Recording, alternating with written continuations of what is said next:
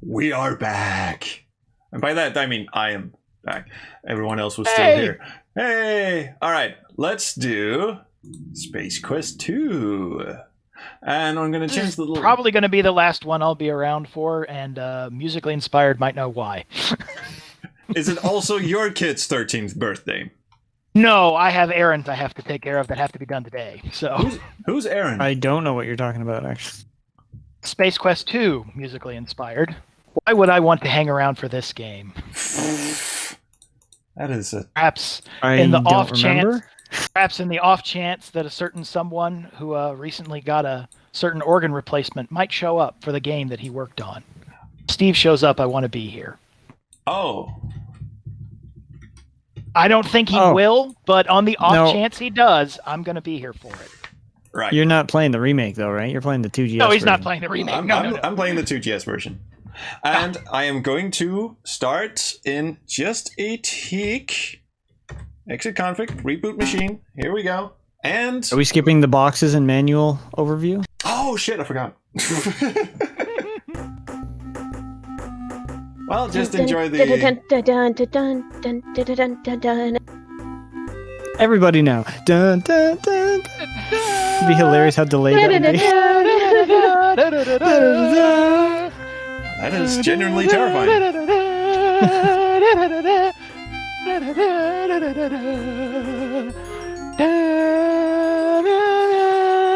Brainiac is the only one singing at this point. And I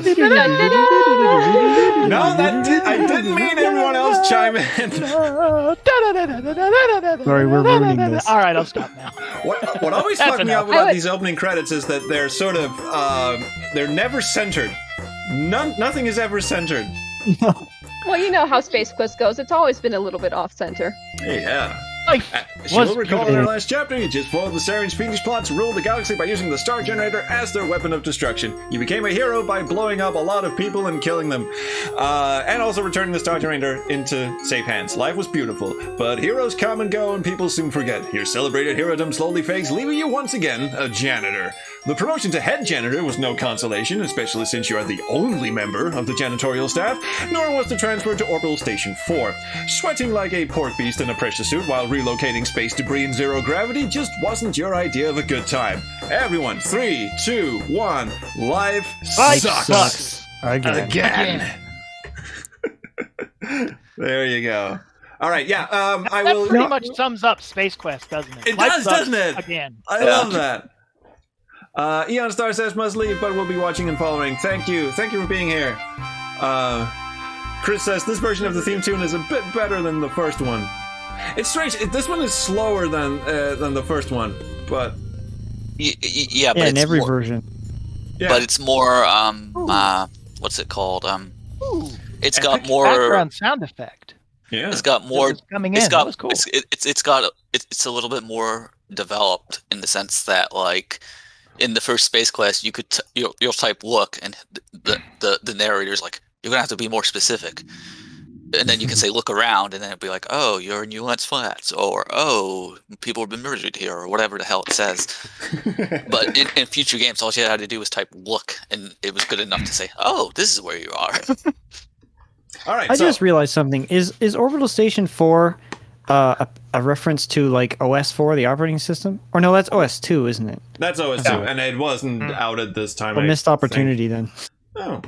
Okay, so this is Space Quest 2, the box, and it is actually the Apple IIGS box. I just had to have both Apple IIGS versions of this because they are like the super deluxe versions of Space Quest 1 and 2.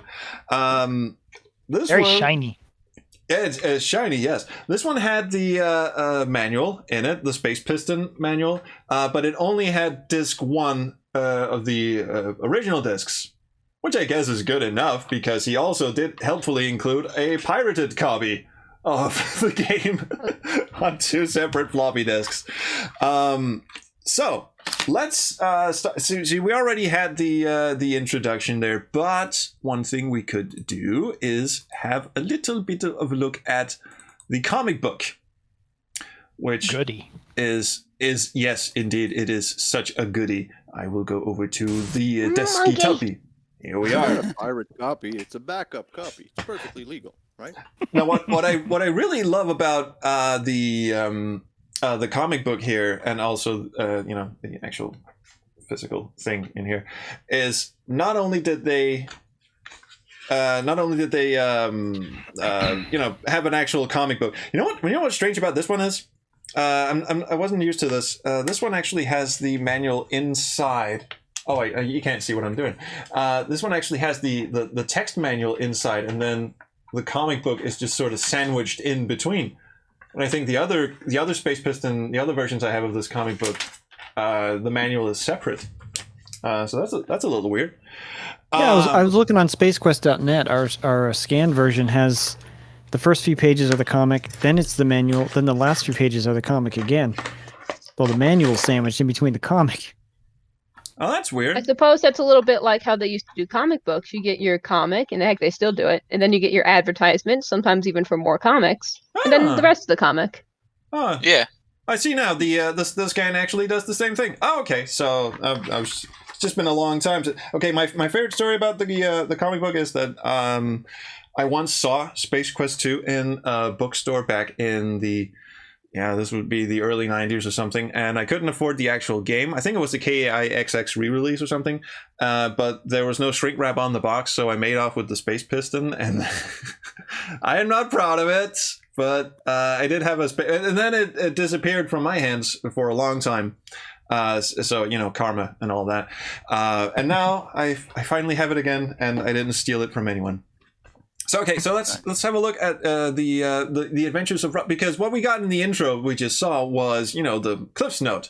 You were a hero, now you're not, and everyone has forgotten about you. But what actually happened? Well, first of all, you get all these fun ads for I love For these fake things. Yeah, Death Ray specs. I love that. It looks like Cyclops from X-Men. Dissolves skin and bones, disintegrates clothes, even pulverizes punks. The girls will never trust you with these, but let them look for themselves. What? Watch them evaporate their boyfriend. I did. Okay. The Antarian Slime Devil is actually, the acidic entrails of the Antarian Slime Devil will burn through anything. Outstanding educational and scientific value. And in the incredible shrinking tablets, which they specifically say, stage wrestling matches between your shrunken buddies and your pet mice. You can even make the neighborhood bully look up to you. Order now. Blood curdling spider droids and all this shit. This is just, and then of course they misspelled Gibazoid, which whatever. As you will recall from our last episode, I want to say. Here. No. They didn't misspell it. They just mispronounced it. Like gigawatt versus gigawatt. Yeah. Doc Brown wrote this copy. Our legal department. Well, and I actually found out the story on that. What it was for the film, they were consulting with. They went to a scientific conference just to make it somewhat accurate to the real world a little bit, because they wanted it to be believable. And apparently, the guy giving the lecture, every few minutes, he was talking about gigawatts, right? Gigawatt, and he kept saying gigawatt gigawatt instead of gigawatt. So that's why it's in the movie like that. Thanks, random seminar person. You're quite welcome. All right, so the artwork in this comic book was drawn by the same guy who did the first Roger Wilco comic, which nice. Which I also have. It's in a closet somewhere, and I'm not going to read all of it, but he loves hiding little in jokes in the panels. Like this dude talking to this guy going, "Say, have you always been this blue?" And there's look at the guy's reaction too. He's just like, "Wow, you're a racist." Dude, oh God, the Mr. Clean Ghost. I'd almost forgotten about that. I forgot about that too. And this is great though. And this is Roger's recollection of the events of the Saren encounters. So Right. It's not what happened, it's what he thinks happened. Yeah. Gee, can I quote you on that? I find it interesting that the cover reminds me of the VGA, but everything else feels much more like EGA, because he's not buff. He doesn't have that look of being generic space hero. He looks like an idiot in over his Hey, head. he's got the basically. Sierra logo on his arm. Yeah, he's got the Sierra logo on his arm. He does, look at that. Fred Flintstone's off in the cover going, Barnes, that you? For no reason. Like, why? And this one is, woof. Hi, Mom.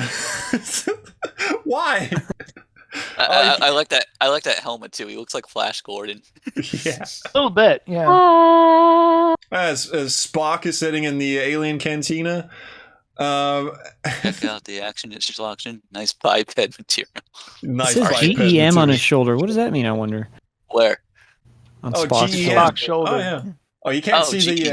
you can't see the side. Yeah, there's a nice little I see ad it. here. The insult that made a humanoid out of boy. This is a nice little bonus comic of a guy on a space beach. And they all have helmets on, and this guy kicks the sand, and then he goes home and he gets a free book, and then he gets all buff, and then he goes and he punches out the dude. Oh, Boyd, you're a real humanoid after all. And it's just an advertisement for, get buff quick kind of shit. But for some reason, they're all wearing space helmets. Even when he's standing in front of his goddamn mirror, looking all buff, he's still wearing the goddamn space helmet. I love that. Charles Atlas in space. Oh, yeah. I know they've hidden it somewhere, but where? And all these signs pointing to the Star Generator. And for some reason, he punches one out, and blah, blah. And then, and manual time. Wait, hold on. Go up a little tiny bit. What part? That one. I'm just trying to read what he says. Gosh, this no-day protection sure isn't what it's cracked up to be. So he's just smelling his own sweat as he takes his shirt off. Yeah. Yep. That's great. All this shit about it's a jungle out there. It will take raw courage, quick wits, and sheer fortitude in order to survive. So why even try? Well, because your planet depends on you, so that's why. So get going. And good luck. The universe knows you will need it. Okay, the manual's giving us fucking sass now. One thing I want to say, I have to go soon, but I want to say this. People always say, "Oh, it was supposed to be a free whistle." It's an inconsistency with Space Quest 3. God. And I just want to say something. No one ever sees it this way, but they're Jipazoid. They rip people off. So like, if they say something's free, it's probably not free. I've heard the small print justification for that before, and yeah, that actually makes sense. You would think though that in Space Quest 3, wait, actually, hang on. Doesn't he say you should have read the fine print in Space Quest 3? Yeah. Might have. Something like that. Something we like gotta that. I know have to check. WD-40 didn't. No, We'll find out WD-40 in about 5 hours when we get to Yeah. Space Quest 3. I mean, you know what? I want to load it up and look right now. Hold on. I'll figure it out. Give me a second. do that. DOS box. I side with the shipping and handling wasn't free. I side with that bit of headcanon. Anyway, the Mark Crow admitted that it was an oversight on his part, so we don't actually have to. But we don't actually have to justify. But yeah, the small print oversight, I will buy that as a fan theory. It's the best. It's the best one yet. Other people, I find it most amusing that when Infamous Adventures was redoing it, they honestly considered adding the fine print, and in the end they decided no, it's funnier to leave it free. The joke's better that way. Oh, it is. Oh, it's much better if the player even doesn't see what the problem is. I just checked in SCI Companion. The words fine print are nowhere in the game. All right, Okay. cool. Then it's absolutely a fan theory. Hey, R2D2. On closer Is that a inspection, we Mr. observed Potato Head? Is that a massive- Mr. Potato Head in space? that is a there's Mr. the Potato- Enterprise. There's the Enterprise. There's a TIE fighter throwing a monolith burger, or a burger wrapper. Monolith wasn't invented yet, but throwing a burger wrapper God. out. Is that a Have you giant? seen- ship? Oh, I see it. And the Enterprise is in the background, and I see that. oh, it's a McDonald's actually, and there's R2D2, and Smells like another lawsuit coming back to haunt the guys from Andromeda. Sanford and Sons. How And- many Sierra games referenced Sanford and Sons? I know Space Quest has in this comic. I know Quest for Glory did. Who gets that joke anymore? What the hell is Sanford and Sons? I don't get it. My question exactly. It's an old TV show from the 70s. Yeah, it's an old sitcom starring Red Fox. Yeah, it's a spin-off of something. I forget what it's a spin-off of, but if you've ever seen someone making the joke, "Elizabeth, I'm coming," and holding their chest like they're having a heart attack, that's Sanford and Sons. Right. Oh, or you know what? Most people just know the theme music, and it's like, ba ba ba ba ba ba ba ba ba. Chris Olowich in the chat asks, apologies if I'm being stupid. You're not. When was the name Roger Wilco first introduced? First game. The default. Number 3. What? It became unavoidable in the third. It became was the default if you didn't enter a name in 1 or 2, but it was required. Roger Wilco was canon since the first game, though. Yeah, it was. Yeah. Oh yeah. Also, I love that the ape guard here says, "Yo, Vohaul, sir." Not just Vohaul, it says, "Yo." Sanford and Son ran the junkyard in their show. Mm-hmm. Yeah. I also love that the little vent on the top of his head pops when Roger brags about defeating the Sarians and blah blah. I also love that IQ Adventures put this whole thing in the remake. This whole comic book, they actually animated that and put it in as the opening cutscene of SQ2 VGA. Oh, that's cool. And they got popcorn and banana peels and there you go. Little do you realize, Wilco, the plan you accidentally now that shot I don't right understand there? that. Is Vohaul calling his monkey guard an ape, or is the sound of his hand backhanding his guard ape? I've been wondering. I think it is the sound effect. It just goes. What? It's I did not join the stream to watch Vohaul slap the monkey. I think we all know that. That is animal abuse. I didn't, but that's why I'm staying. I love the fact that the back of Vohaul, he's wearing Pampers diapers. He's got a VCR and a Canon camera strapped to his back. Why? And he's got a Delco power socket thing that in the final panel he's just dragging across the floor. That shot of him hitting the ape, that same for Infamous Adventures remake fake box cover, they use that same shot of the ape getting hit for Roger beating up an ape. It's like that meme that people keep putting up with, like Batman slapping Robin. He's like, "Papa slap." This should be a new meme. Yeah. Okay, so that's Slap the manual. Meme. I'm down. Everyone loves a slappy ape. Wait, what? And look for these other games that are just grazing outside the lovely mountains of Oakhurst. Just don't feed them, kids. They'll Helicopter. never. I had that Fexter box. That was a cool box. The game is just called Helicopter. That's okay. And simulation. Helicopters. Right. They live Simulator. on a mighty diet of RAM space. So wait a minute. Are you telling me that in order to play Space Quest, you have to slap the ape? Sure, That let's sounds go with really that. weird. Let's go with that. I just got to the point in SQ3 where he gets picked up outside the store on Fleabit, and he doesn't say anything about fine print. No. Okay. I think that makes the joke better. It does. Yeah, I like it. And I think he just called it Ernon System again. Yeah. I think it just said system instead of galaxy, so they can't make up their mind. Nah, this is wildly inconsistent, and that's why we love Exactly. it. That, to me, that's part of the humor. There are some series where continuity should be a joke. Continuity in Space Quest is a sieve, and that makes it funny. Well, you know what? Even as far back as the 50s with Flash Gordon, to get people to get people to come back and see the new Flash Gordon movie, they would have these recaps of what happened the last time, and it would be things like the ship went down or people died, and then you see it and it's fine. He has the ship and everything's cool. It's like, how are these recaps so inaccurate? What I really love, I love the TV show Arrested Development, who at the end of every episode has on the next episode of Arrested Development, and then they show a bunch of shit that doesn't happen. Right, like the only thing that actually happens is Buster getting his hand bit off. I love that show. That was god, such a good on show. the epilogue. And the cool thing is they always reference something that happened in the episode you just watched. Some sort of weird comeuppance or okay, never mind. Open the locker now. Easter egg time. Get condom. Yeah. Sorry, Yeah, the maybe. used Nancy Reagan autograph. Just say no condom had to be removed for the shipping. I love version.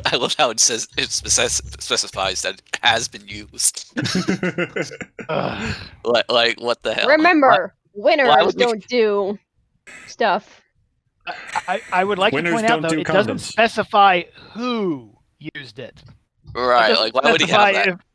But we still don't know for a fact, other than the presence of Roger Jr., we have no proof Wilco has ever gotten lucky before Beatrice. Draw your own conclusions. Exactly. And not just that. Who's to say that he even got lucky? Maybe they just No, we don't conclusively know for a fact Junior's not adopted. He doesn't look too much like Dad. Well, Just a little like Dad. Or they did something like Batman Beyond, where they just said, "Oh, he artificially inseminated." Oh no, let's Where no, the we're not going hell there. is No, this no, going? no. We haven't even gotten off the Weird. space station yet, and we're already into the deep end. Also, Let's get weird. Who Let's Gundam get was weird. it? If you wanted things to stay in the shallow end of the pool, you should not have opened up the voice chat. We're all nuts, and it just gets compounded when we're in a room together. I love. Stop it when you saying guys do these pounded. things, though. I have so much fun just watching. And I joking. said compounded. Yeah. That's worse. that's How like What's going on with the cup? multiple I pounding. love the Batman. I wish they'd made sound effects for the Batman sounds, though. The pow, bop, whiff. That would Yeah. Oh, we, Didn't they we have sounds in completely this forgot. Hang on, we completely forgot the ceremonial opening of Iron Brew. You have some vomit that you need to be through. Drink some Iron Brew, and then hold your nose. Well said. Get them as a sponsor. like the tones for that. The tones, and Get also some Banjo Kazooie vibes from that music. yeah, the music is there's a church organ going absolutely apeshit in this version, and I love it. I did reorchestrations of the Apple IIGS soundtrack for this for a future Space Quest vinyl, and it is just the I think maybe Al Lowe did the music for the 2GS versions, because he did that for the King's Quests 1, 2, and 3 on the Apple IIGS. So I think this is actually Al Lowe's music, and he just went overboard. It sounds like it. I love that music in Space Quest 3 when you die. That it's like do do do do do do. If I remember correctly, MI, none of the people who did composition work for the IA remake had heard the 2GS soundtrack before. I They did, did but all the I work? forgot about it. Yeah, we've I got planned on the, incorporating a bunch, and then by that time, anyway, I moved out of my parents' house, got married, and I had a kid, and I was out of the Busy. internet for 5 months. So I brought on a couple other people to help with music, and so the music just kind of got done, and Yep. so I didn't realize my full vision, which I intend to do someday with Space Quest 2 SCI if I ever get to that. We Meanwhile, we've been captured, and love the cartoon gravity moment. It makes Yeah. no sense, but it's so much fun. I also love that he's just about to call him a dipshit, and then they crash. I filled it the last time, Dip. The argument between the two guards is cut short as gravity reasserts itself. No, I'm sure it was. Da-da-da-da-da-da-da-da. Da-da-da-da-da-da. Meowing Sure, Kitten it was says, dipstick. I still call the puzzle a Kubik's Rube in real life to this day. And me too. Yeah. Yeah, Eh. Cubic Rube, you can't say any other Well, a thing Kubik's- after you played that. A Kubik's Rube looks way cooler than a Rubik's Cube anyway. Do you see the inventory image for that? It's like a fascinating hypercube looking fourth dimensional object. Do they still have inventory images in the Apple IIGS versions? Let's Oh find god, out. bro! I don't remember if we checked Hold on. that in Oh, we didn't. or in Space Quest 1. The only person I Oh, knew was God! Mark Crowe. I forgot about that. Yeah, me too. How could you ever forget? I'm surprised you didn't get a point for it, though. You know. Boop. Let's see what the chat has to say. And in the DOS version, if you type cheat, something interesting happens. Yeah, Yes. I'm pretty sure it does in this version as well. We can check that later. Right now, I just want to, because I do this every time I play. Favorite death. Favorite death.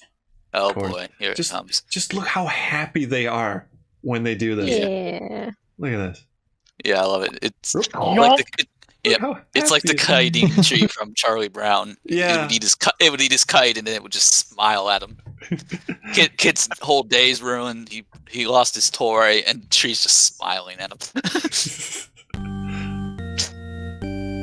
And there we Maybe go. they added the a bunch organ. more extra sounds and music that weren't in the IBM DOS versions for Space Quest 2 anyway. Space Quest 1 seemed to stick pretty close to the original, but this added a whole bunch of stuff. Extra music, extra sound. On Xenon, you eat mushroom. On Labian, mushroom eat you. Nice. I do Bravo. like the apparent. I wonder what happens if I try to assertion, given that smile, that at least we know Roger tastes good. All right. So he's got that going for him. I was just going to check if what happens if I try to restore a save game from Space Quest 1. Nothing happens. Just wanted to check. You gotta try that fine aged janitor. Alright, gotta press the button again, and... Da-da-da-da-da-da. Alright, fine. We'll do the cheat thing. Ammonia seasoning. 255 points out of 250. Yep. The end. And there's the FF. There's the FF. Come on, give me the end credits text.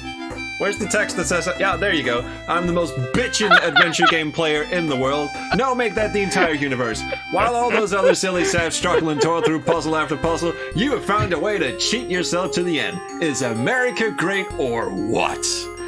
This game isn't set in America. Nope. That is good. That is good times. Yeah, these are actual these are actual save games from the last time I played this. I'm not going to use any of those. I am, however, going to get really stumped when I start filling up this KQ3 saves with Space Quest saves, and oh god, max points anyone can ever win in an AGI game. Exactly. I don't You think got any Space Quest AGI in my game would King's wanna Quest. You got King's Quest in my Space Quest. Yeah, I love that. Meanwhile, Oh Police shit! I Quest- forgot the button. Meanwhile, Police Quest just shoots them both. Yeah. I'm offered some No doubt. Reese's. What happened here?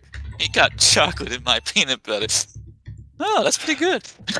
Oh, okay. I know this is not apropos of anything whatsoever, but my favorite variant of that is, I don't know if anyone has read Jonan Vasquez comic books, stuff like Johnny the Homicidal Maniac and I Feel Sick. Ooh, twang. There's one little aside, and I think it's a Johnny the Homicidal Maniac comic book where there's one guy on a date and he's super nervous and he accidentally poops his pants while he's at the date. And and instead of handling it like a normal mature person, he just jumps to his feet and goes, "Oh my god, someone put shit in my pants." That's funny. There's actually a little reference to the peanut butter chocolate thing in Guild Wars 2, a game I try not to play too much, where it's you got your Moa butter. No, you got me your yak butter on my Moa jerky. You got your Moa jerky in my yak butter, which sounds terrible. Fight. Oh, damn it. Try creature. I think it's the same synonym. Yeah. Okay. Sorry. Okay, fine. Oh, okay, sorry. I'm just trying to help. Yeah, well, yeah. Oh, you really aren't? Oh, you can try and smooch it, but I'm not attracted to it. I'm just gonna untie him. Untie, Kiss dude. all the things. Dude actually works too. I always call him a little dude.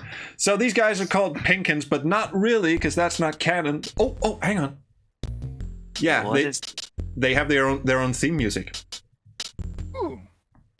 And you'll hear more of that when you get to their little sanctuary thing in the rocks. It has a whole theme tune and everything. It's really good. What's the point of rescuing them, though? Does that help you later or something? Yes. Yeah. I'm not If very you don't, they familiar with kill this you when you get to their lair later. Oh, okay. Do they I've only actually played kill it you? like once or twice. Hang on, do they I think actually so. kill you, or is it? I've never Dead Man done it, Walking? but I've read it in a walkthrough. I think I seem to remember them doing it. Do they I pelt think you I with tried rocks? it once, but only once.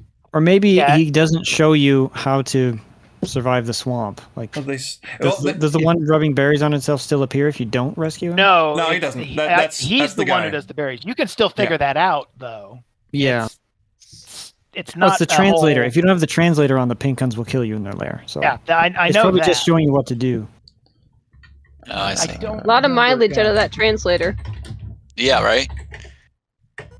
If you ever played a Lost Chapter, you use the translator a lot in that game. Hey, You just still I gotta be honest. Even given that we know that the whistle's supposed to be free, instantaneous teleportation / manifestation of what you ordered, that can't be cheap. Frankly, I think Roger is in the wrong, and he owes the Gipazoid Novelty Company some. No, he owes whoever holds the rights to that postal drop box. He owes that person the money. Also, What? why is there a drop box in the middle of the forest? Just yeah, like, no- exactly. What the fuck is it doing there? Like, obvious, For isn't the it? Pinkins, it's how they get their various Exactly. stuff, I guess. Super convenient. How else are the Pinkins supposed to get their porn? I mean, come on. What, they Alright. mail Remember you how we were porn? talking about inconsistencies before and how that doesn't matter? They're naked anyway. Yeah. That's what I'm Anyway. saying. It's the only way Okay. the Pinkins get their porn bags. That's Check this obvious. out. Check this out. You remember in the IBM PC version, you kick one of the spores, Roger keels over, and you go, did the game break or something? Why is there no death message? And then he gets up, like an agonizingly long wait after that. Remember that? Hmm? In the Apple IIGS version, something else happens. I remember. Bridge Farm remembers. Oh, I love that sound effect. And Roger's a chain smoke. Smoking is bad for your health. it, Good night. the game Good actually Bye. informs you. Good night. It actually informs you that good you're night. not. I don't know the words to this song. Does anybody? Probably. I didn't know it had words. So Oh, bye first- and good night. first That's two the are only go to ones I sleep. know. I think nobody knows the words because after the first two lyrics, you pass out. Yeah. Not if you're Our a generation 6-month-old. completely missed the whole rest of the song. Hang on. Have a look at the screen. Did I kick 2 spores at once? You did. Kick Wow. it once. Shouldn't I have gone You got big twice feet. as long? Both feet. Just go for it, man.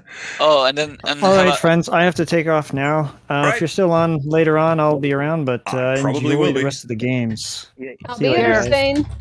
Oh, but you're gonna miss this. Yeah, unfortunately, I've seen we too can't- much of this. Enjoy must- your SCI version. And happy birthday to the youngin. I will tell him. Thanks. Happy birthday. Happy birthday from the weirdos of the SQH Discord. Ah, yes. That's the. I'll that's just the- say these people I know said happy birthday. That's all we need. That's as far as we need to go. Dun dun dun dun dun dun dun dun dun. You think I can one shot this? Are you doing James Bond? Technically, that's Mission Impossible. Oh, Honestly, my bad. I remember when IA were Yes. talking about what to do with the monster, and their decision to make the maze actually still solvable, but just kill you at the end, I think was the ultimate.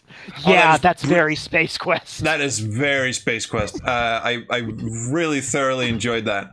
And I also there's a sick part of me that also enjoyed the fact that you stick an explosive device up the ass of a Yeah. bunny, which is not really that Space Quest when I think about it. I used to give it a lot of No. credit for being very Space Quest. It's a little too cruel for Space Quest, honestly. That was a touch over the line, but since it was really the only time they really did it, I was like, okay, you get a pass on that one. Yeah, it shocked me so much when I played it back in 2012, and it was like, yeah, okay, that is. I mean that is, it's awesome. It's I mean not that I would recommend anyone go out and murder wildlife only to shove explosive things up their rectums, but it's fun in a game context. Did anyone just see me one shot the fucking root monster? Because I'll happily do it I was again. very impressed. That was very. Yep. I was I'm focused sorry. No, on no, the it's just fact like, that you're talking about shoving explosives in them, but and also I the still thing about it is- remember when you strong-armed me into having a put up or shut up moment with the root monster for Yep. what was it, Space Quest Olympic 2 years ago, and I did better than I thought I would. I got 3/4 of the way through before I finally couldn't take it at that speed anymore. That's true. And the best thing was you were in the chat, and I just one shot it again. You're in the chat, and you went, okay, I can do this. because everyone else was just going, we can't do this. It's on fastest. It's impossible. And you were in the text chat going, I can do this. And we said, okay, come in the chat and have a go at it. And you went in and you got about 4 pixels into the maze and died. Yeah. And we just for my test. That was my test run. We said you get 3 tries and you go in 4 pixels, get eaten, and we go, okay, that was a test run. Yeah, you get 1 more. Yeah, that was funny. The best part was, of course, MI couldn't stand that I didn't have the mention settings proper. I was like, yeah, I know. I'm sorry. Yeah, MI will absolutely lose his shit when he sees bad aspect ratio. And to that point, I'm actually impressed he didn't say anything when I was playing the first game or this one. The Apple IIGS emulator that I'm using, it does not aspect ratio correct. No Apple IIGS emulator that I've used 2. None of them do. And the reason for that is apparently there are 2 ways to do upscaling of old graphics and such. You can either do it the way DOSBox does it, where you get sort of janky, artifacty kind of shit, or in the case of ScumVM, you can smooth out the graphics a bit, or you can just not bother with that shit and just display it pixel perfect, but get slightly chunkier pixels. And whoever did these emulators just decided, you know what, fuck it, I'm not even going to give people the option. Just screw it. This is how it's going to look. So there's it. Yeah, I cannot. What I'm saying is I cannot put this into correct aspect ratio. It is like this. I think this is the game where Roger gets eaten the most. Where Roger's, sorry, what? Where he's physically consumed by a monster the most. Yeah, this game is a vor fetishist's wet dream. Was not expecting that. Okay. Oh, also the swamp monster, another thing that eats you, has its own theme music as well. Oh. Hang on. Here it comes. Oh God, this is What? Forgot how slow he goes in the muck. Oh, and of course it's Jaws. Yeah, of course it's Jaws. What did you expect? There's actually... Hey, if you're gonna steal from the best, and it doesn't get much better than the composer. John Williams is pretty hard to top. Sound effect? Yeah. That's the joke immediately. That's why it works. Wait, there was supposed to be a gagging and retching sound. Oh, I must have misremembered. I'm sorry. Internet Rule 36, whatever it is, it's somebody's fetish. That's true. Unfortunately, that's very, very true. Good and bad. I wish I could argue with that. You can't. Sorry, you can't. I mean, I've seen people rub balloons on themselves and custard. And just I've done the balloon thing, but that's for fun and shocking people. Oh, here's the thing with and this is why I understand that the decision to remove the parser from Space Quest 4 was such a contentious issue with the 2 guys from Andromeda, because they were basically told to make Space Quest 4 a point and click game. They were asked, do you want to use the parser or do you want a point and click interface? And they go, we want a parser. Congratulations, you're doing a point and click. And the thing is, with parser games, you don't get absolute abject fucking horseshit that makes perfect sense in hindsight, like take deep breath and then dive. Because if you just dive, you run out of breath before you get to the gem. And Chris Olowich asks, is Space Quest a fetish? If you go on a Rule 34 website and look up Space Quest, you will find a hit. So yes. Oh yeah. Apparently it is. You will also find, if you search for King's Quest, you will also find the Twitter avatar I had for several months while I was doing... Except you will find the uncropped version of that image, and I strongly recommend that you don't. Look at that thing glow. Yeah. Wow. I did not know it had a fanfare. It has a it has a little harp off to the side that you can't see. Yeah, it's the Space Quest is equivalent of well, now I feel stupid. I can't remember the Zelda You Found a Thing song. Da-da-da-da. Don't feel stupid. I've never finished a Zelda game in my life, so I would have no idea. And the worst part is what came into my head was da da da da da da da da, which is Final Fantasy. The victory fanfare. I've never played Final Fantasy either. I've only I watched my brother finish Final Fantasy VII because I was very much into the story, but I cannot play RPGs. I am terrible at them. I'm terrible. I have to. Sorry. I have the exact same story about 10. Watched my brother. It was very fun. If they ever do make you play Quest for Glory, fifth one's gonna kill you. First 4, I think you can get through. The 5th one's gonna kill you. Hopefully there are cheat codes. I'm banking on cheat codes. I know there are cheat 2, codes in yes. the first 2, and the 4th one, he found out how to remove a specific file that was obscured in the system. Once you pull that out, you can get a debug mode. So 1, 2, and 4 we can fiddle. 3 and 5 we can't. Oh no, Irish Kogol, aka John Paul Sapsford, in the chat. Hello, sir. How you doing? Oh no! Just went and looked up Space Quest Rule 30. God, I hope you had it Why incognito. did you do that? Why would you do that? Don't. This water has sharks in it. Time to go for a dive. Yeah. Oh God! Fucking hell. Don't. Jabbers, don't go looking. Don't. Oh. I mean, not. I mean, you're an adult. I'm sure you can make your own decisions. Just trust me. Don't. Holy logjam. Yeah, no, I want no part of that. I'm good. Yeah. I will say, I do like this puzzle. The whole having to come back here, putting the rope on the log, and going down. It's somewhat counterintuitive, but it's not really moon logic-y, so I kind of like it. I like the fact that you can almost get to the end of the screen and then you will be snared, but it's never in the same spot. It's like a minefield. And I haven't checked the picked file, the little thing that has the boxes, the rectangular boxes that says where there's a hotspot and not. I haven't actually checked that or the game code. I'm sure Brainiac and the other denizens of digital archaeology can do that. But I'm pretty much convinced there's like a litter of minefields of hotspots you can stand on and be snared, and they get more dense the further you get into the screen until it's just one big hotspot. Is my theory. I don't think it's possible to get through this screen. You can't. I think I've heard rumors. Some have claimed it, but I don't think there's ever been any factual evidence. No, I don't know if someone's investigated the walk behinds or not. I am dead sure you can't do it. It would break the game first and foremost. Oh yeah. But then again, it would actually. You could just. I'm just skipping the Leisure Suit Larry reference. You could just walk into the clearing, go down there. Especially after our last conversation. I guess technically it wouldn't actually break the game. You would just not be able to progress because you could walk into the clearing. He'd be sitting near his campfire and he'd just be going, fuck it. Oh wait, I should. I'm actually on a timer right now. Beastie Boy. Yes, I misspelled that. Is this guy ever given a formal name, or is it pretty much the same condition as the Pinkins, that a name is just entirely non-canon? Non-canon. He never has. He's just the hunter. Yeah, exactly. And he's obviously. I mean, they flat out made him a Predator reference in the remake. Yeah, they did. Look, he has a voice.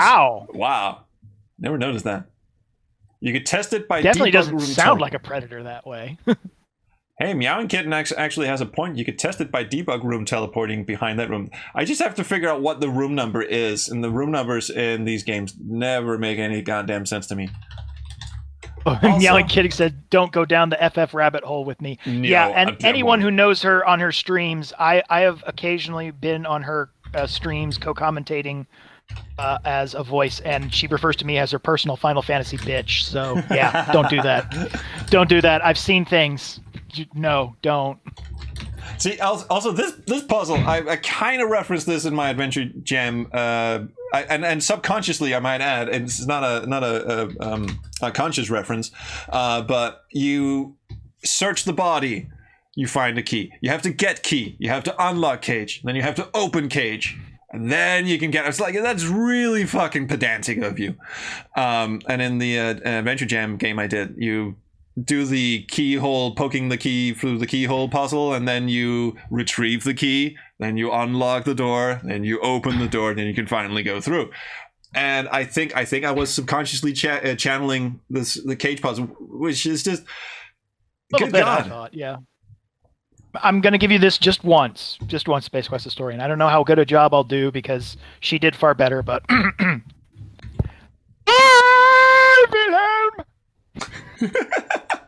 That kind of hurt.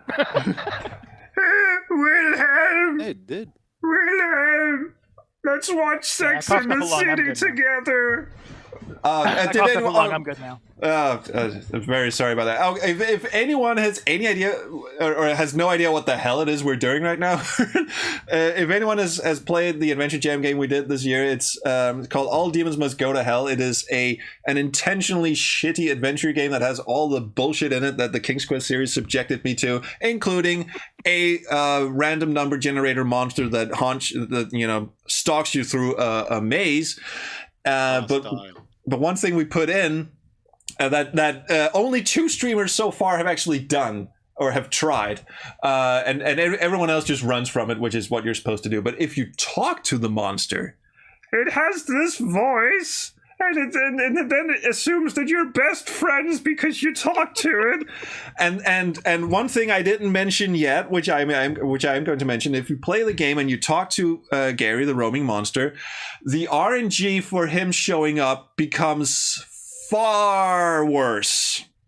Like if he has a 1 in 10 chance of showing up if you're not friends with him, but he has a 1 in 4 chance, I believe, of showing up if you are friends with him, and he will stalk you for upwards of 10 screens if you're friends with him. So he's much worse if you befriend him. Much worse. I just want to be your friend. And it's Gary Marty. Gary.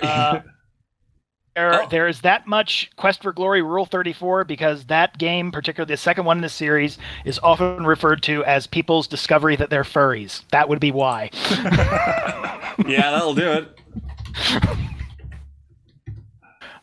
Rod Kenny wants to know if there are any rooms in your game where you have to find 1 pixel to click on or you can't continue. It actually, we do have kind of a pixel hunt in it. Kind of. I put a sheet of that toilet bright paper. Yellow looks a little awkward near his leg like that. I didn't even think of that. That's good. Oh, that's good. Oh, Roger's just taking a fucking leak. Roger wishes he could have a stream like that, even lovely downhill. Screenshot. All right, climb rope. Let's see. Now this thing always trips me up. So let's see if I can one-shot this one. Okay, first of all, not too close. Swing rope. Thank you. Ooh, I like his growl. That's nice. So we just keep swinging, and the trick is once he starts grabbing for you, that's your hint that you can make it to the other side. But I always get the timing of that wrong, and I'm going to get it even more wrong because this is an emulator and the speed is off from what I'm used to. Yes, you can actually develop muscle memory from playing Space Quest games. Not that it helps you on the fucking skimmer sequence, but yeah. It's 6 times, 6 different things want to eat Roger Wilco in this game. I counted. 6? Only 6? Did you count the... 6 is a perfect number. 6 is a good number, but did you count the insects if you try and climb the tree in the jungle?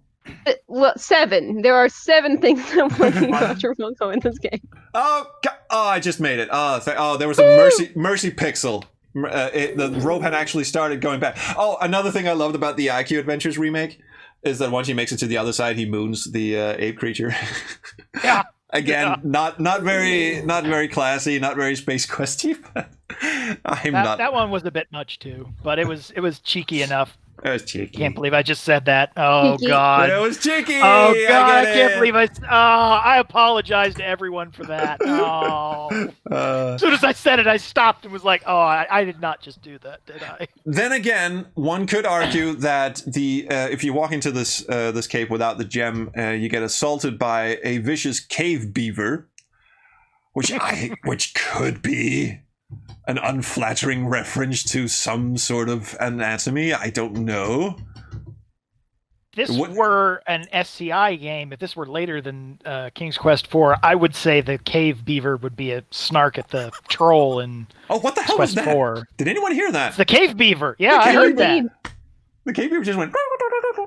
That's the cave beaver. I love it. Oh, hey, a plethora of sound effect. Wow. You've just been felled by a killer cave beaver. Now we have to remember that. I mean, 8 things want to eat you. Ow.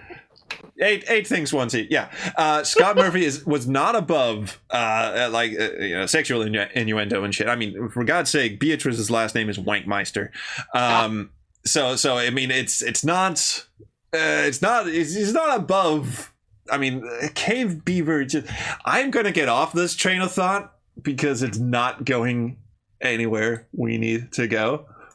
It does strike me though that the whole unknown, the dark beastie in a dark cave eating you is a fairly consistent adventure game trope. Oh yeah, right back to the old Zork game. You were eaten by a Gru. It's straight out of Gru. Yeah. Oh yeah, straight out of Gru. Everybody knows that adventurers are low fat and high in nutrients and just absolutely delightful. True, absolutely true. And Except Fatty Bear, he's no good for you. Whee! And now we get the full Pinkins theme music. Everyone stand for the national anthem.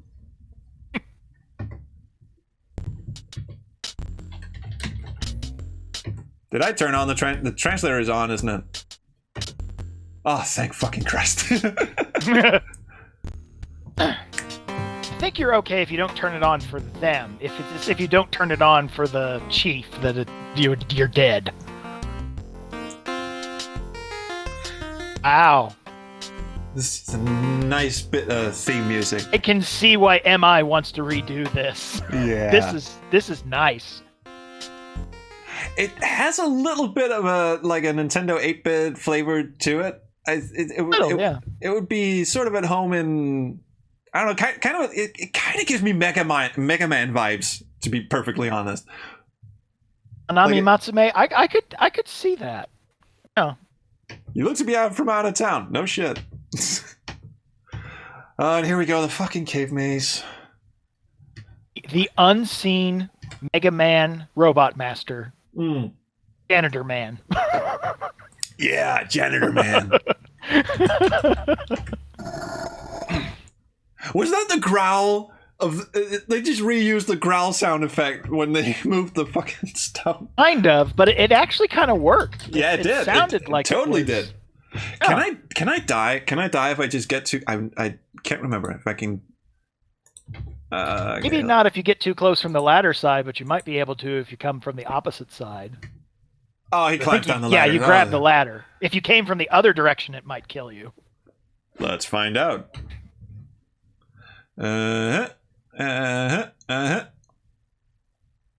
Let's intentionally go above and beyond and out of our way to see how stupid Roger is. And no, drat! I was hoping that would work. Because I remember the King's Quest 1 rock, where if you're dumb enough to stand below it, it'll roll right over Graham and end the game right away. Yeah, what the fuck was that? And they changed the direction of that in the remake, I'm told. Just thinking, now if you stand at the top of it, it rolls over his fat stupid head. I can't wait to play the KQ1 SCI remake because little known fact, well actually pretty well known fact, Josh Mandel wrote the fucking thing. So that was him getting a shot at, basically making King's Quest 1 make sense. And Ken Allen did the music. I'm really excited to play that. And honestly, if I'm being perfectly honest, I would happily play the King's Quest games again. I can totally see why they're why people like them. Again, I can't take any high road because my favorite games are Space Quest, which are also intentionally out to kill you. I think the very, very small distinction between the two is that to me at least, when Space Quest kills you, it's sort of like a pat on the back. It's like, yeah, good one, mate. And King's Quest is like a wagging finger, I made that joke in one of the videos, like the teacher from The Wall, the Pink Floyd's The Wall, just going, fuck you, either buddy. Scott or Mark say their whole point Space Quest was if death was going to be a core mechanic, they were at least going to make it fun. Exactly. I seem to remember at least one of them said that, and that's how the game works. That's why, a lot of ways, the Space Quest is more fun than King's Quest because, yeah, it's going to be sadistic and it's going to kill you, but at least it's going to amuse you while it's doing it. Yes. And that's what oh, Johnny says, have you ever gotten 100% points on all the Space Quest games? I actually don't know. Perfectly honest, I never pay attention to the points. I only put points in All Demons Must Go to Hell, the Adventure Jam game. I only put points in because this is not a pun. It's not intended as a pun, but I find them pointless.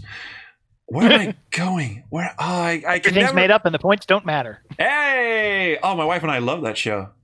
We did at least until, everyone left. Everyone who was funny left. Fuck it. Do I really have to go look up the... Oh, hang on. I have the hint book. Oh, I have the hint book. Is there must be a... There you go. No, as far as the 100% points goes, funny carcinogen, if you honestly want to get a proper perfect score, you can't in Space Quest 6. We know that for a fact. It wasn't programmed properly. And Space Quest 4's CD version is missing 3 points from triggering properly as well. So there are some games you can't get perfect scores without editing the game. Check this out. I should probably bring in the full screen experience for this. Hang on just a second. I'm safe. I'm not actually on a timer. This I didn't know as a kid, but I'm not actually in danger of being eaten by anything. The cave squid is only in one particular spot in the entire maze and never leaves. He never goes hunting for you. There's no timer. I didn't know that. Well, that's disappointing. I was hoping I could go. You're a squid now. Now you're dead now. However, I don't know if Ikifu is still in the chat, but check out the lovely gift that Ikifu and Rizulka got for baby SQH when he was. Oh, it's a squid. And Rizulka knitted him a little scarf. And Ikifu wrote the loveliest note, handwritten note in the box. It just said, "Dear Meta and Trolls and Storm," Storm's the kid's name, "Squid, love Gordon." Squid. Right. So, this the SQ2 box that I did not just show, it was graciously donated to me by a lovely person, Dennis Lemire. He's Canadian. It came with the Space Quest 2 hint book, and for some reason he kept the wrapper, the thing, which is extra much fun. He did, however, open it, so I can safely open it and have a look inside. I think I've only seen scans of the hint books that are that old, but I remember how they all had that identical look. Here we go, the special Sierra Adventure window. See all the hints. If you don't know how this works, all the hints are written in. I don't know how this works actually, but all the hints are behind this little window here, and you hold up the adventure window, and this doesn't show up on camera at all. But if you squint real hard, there's actually text written inside this. They're in a pale blue ink, which is rendered very clear and nearly black once you look through the red filter, which filters out the junk. You can actually see it if you look very carefully. It's kind of like one of those magic eye puzzles, but frankly, it's a lot easier. But I have another old hint book that used the same system, but it came with like a miniature red magnifying glass, and that worked a lot better than just that little screen thing. Oh shit! This system is a lot better than what they used for the Space Quest 1 hint book, which came with, and I don't have this unfortunately, but it came with a highlighter pen where you had to highlight the hint that you wanted. Trouble is, the ink that the hint is printed in will fade over time. So someone has highlighted... This is what they were referencing in Space Quest 4, wasn't it? Yes, this is... And I didn't know this until I got this fucking thing. Someone has highlighted this hint because they needed this hint. And the fucking text has vaporized, because once you reveal it, the ink goes away after a brief point, and it never comes back. So I can. Going Kitten says this is the same problem with early King's Quest hint books as well. They did the same thing as SQ1. Yep. Yeah, they did. So I will never. It's also, this one got wet apparently. But I will never reveal any of the. Hang on. Is there? I'm actually okay. Hang on. Just check this out. I don't know if you can see this on camera. I can actually faintly see text translate device something something something, where it seems to have gotten wet, and there's and someone like okay. Device, translate. Yeah, survival kit, dehydrate. So apparently, if you highlight it and then soak it, it somehow stays slightly legible. I don't know. Maybe Not about maybe to they try used a similar. There was an old Nintendo game, U.S. only Nintendo game, Star Tropics, where there was a secret letter from your uncle in game that in order to get the code, you have to dip it in water, and it shows up on the sheet that came in the instruction manual. Maybe they used a similar ink construction to that, so water helps. That was so weird, because I have that game, and I did not have that for some fucking reason. From what I've heard, those still work. Oh yeah, but it'll fade over time. But okay, so 2 things are going to happen in very short succession here. First of all, I'm going to find the tunnel maze of Labion. Right, found it. Here it is. This is the map that we want. Cool. Planet Labion before the tunnel maze looks really confusing, but you don't actually need a map for this. Anyway, this is the map that we need. The second thing that's going to happen is the Iron Brew has now made its way down into my bladder and wants out. So I am just going to pause the stream for a little slight bit of time as I go take care of that business, and you may talk amongst yourselves. Hey.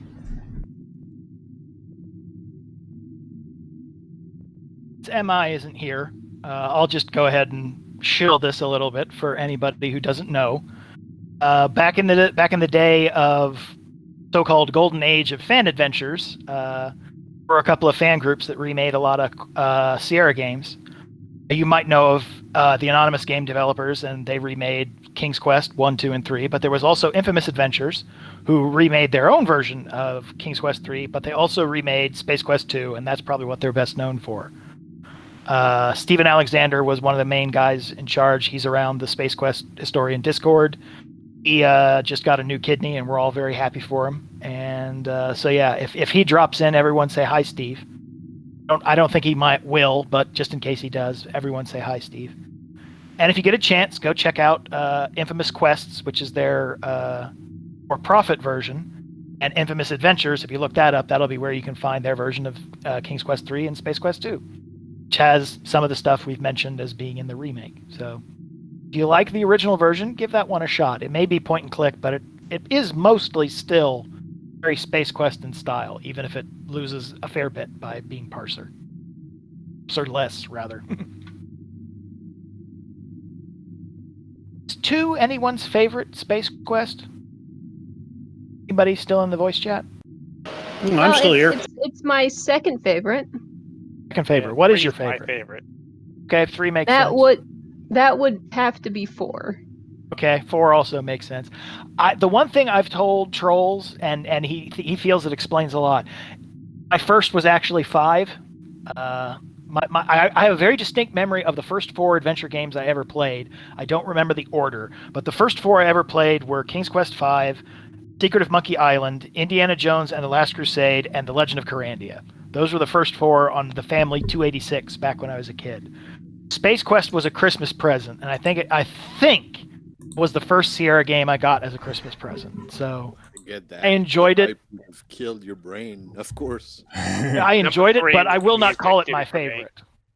I enjoyed it, but I won't call it my favorite. The only adventure games I played back when I was an actual kid were Putt Putt, Pajama Sam, other humongous titles. Well, I mean, I am but 40, a wee bab in here, apparently. I'm almost 40. I just turned 39 last month, so baby, I'm an old 80s fart. Yeah, so it's a matter of luck of the draw and what era you're born in, basically. There's a lot of stuff I enjoy that people 10, 20 years younger than me are like, what? And I'm like, you had to be there. I started playing Sierra games on an 8086 machine. Oh, God!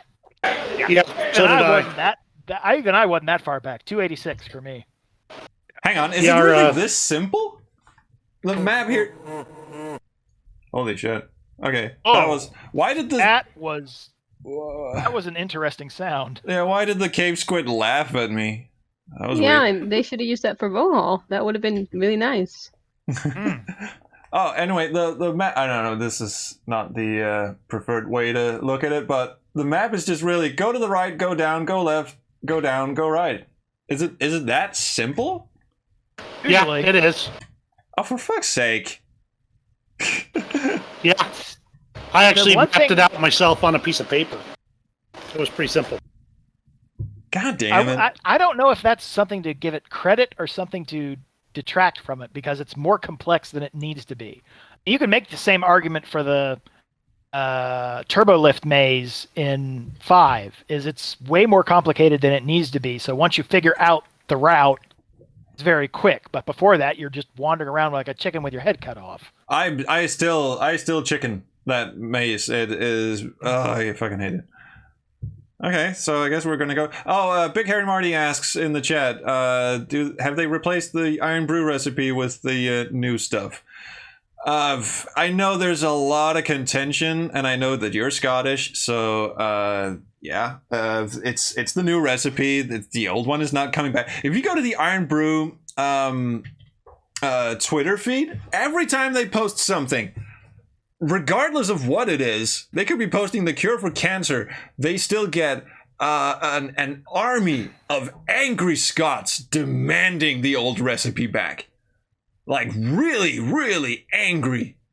That's how I feel about Butterfingers. The only American chocolate apparently the world likes changed the recipe, and I think it's gross. Oh, well, I'll do it. I honestly kind of want a comparison of how much Scottish people have reacted to the change in Iron Brew relative to how much Americans reacted when New Coke was a thing.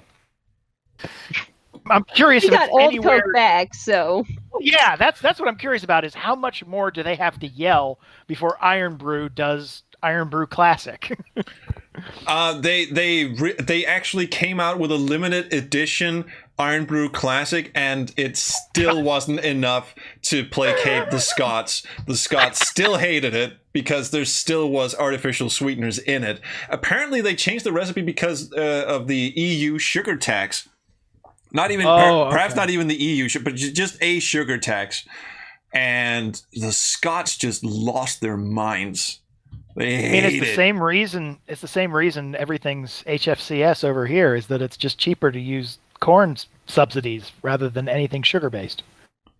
That's why I get Mexican Coke when I get Coke. I buy the Mexican Coke because that's still mostly sucrose. you gotta and save glucose. Mexican Cokes for special occasions. That's for staring out the stars and contemplating life. That's that kind of soda. I was just gonna say, you might want to. I mean, it's lovely that you can admit these sort of things on live streams, but you might want to preface that by saying we're actually talking about the soda. Yes, Oops, the soda, sorry. not the.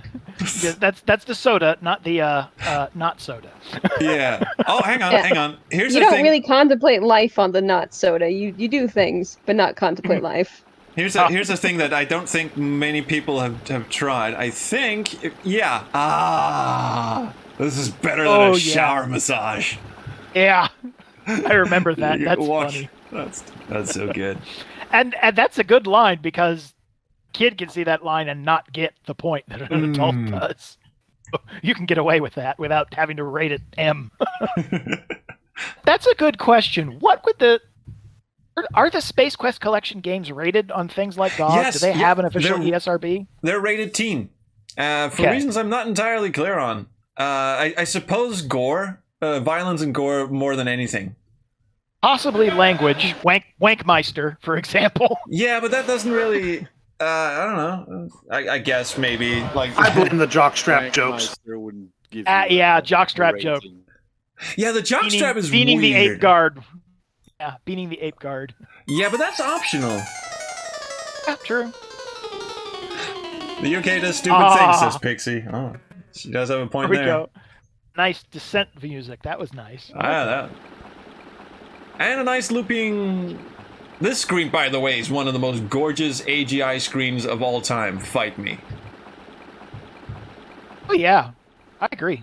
Oh, I mean, Manhunter is. I will concede that Manhunter is probably one of the best looking AGI games ever. And certainly Gold Rush. Everyone always brings up Gold Rush. I always found Gold Rush to be very confusing to look at, honestly. It's like they pack too much detail into it. But Space Quest 2 and Manhunter are the most gorgeous things ever accomplished in 160 by 200. Sorry? If you're going into some Sierra deep cuts, there was a question about 20 minutes ago in chat. Are there any Sierra games that you officially will not touch with a 10-foot pole? What, me? Are we talking adventure games per se, or just anything Sierra ever released?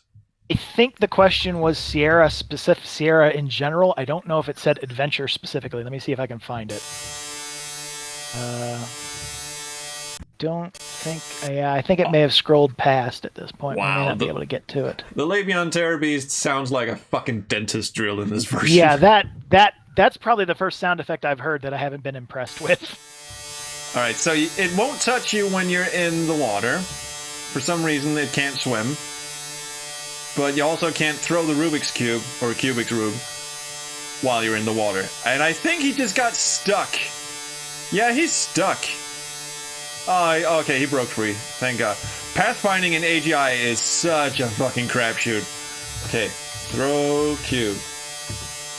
Can't do that while you're swimming. You're lucky if you can think and breathe simultaneously. Okay, sure. I mean, to be fair, in King's Quest 2, if you don't literally type swim, Graham just drowns. So yeah, so fucking... I'm not sure he can think and swim at the same time. Alright, this bit always screws me up, so let's save. Oh, Here we are. That is an annoying sound from my left ear. YouTuber Steve, a lot of E's. Steve 1. By the way, are there any Sierra games SQH will never touch with 10-foot pole for a retrospec? It doesn't specify adventure. It just says any Sierra game.